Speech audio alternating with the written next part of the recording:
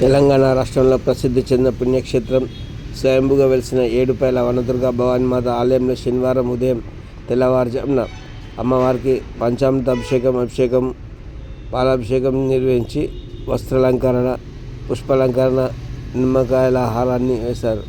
ఈ సందర్భంగా ఆలయ పూజారి శంకర్ పంతుల ఆధ్వర్యంలో మంగళహారతి ఇచ్చారు. అనంతరం భక్తులకు దివ్య దర్శనం భాగ్యం కలిగించారు.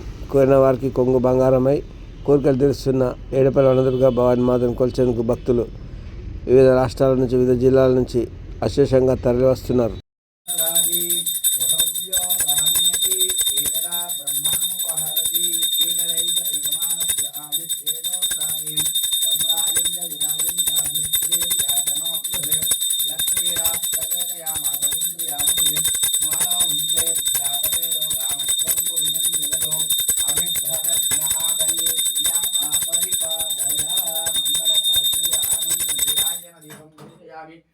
शुद्धाचमनीयं समर्पयामि जलाभिषेकं समर्पयामि नमस्करोमि वनदुर्गा भवानी माता की जय।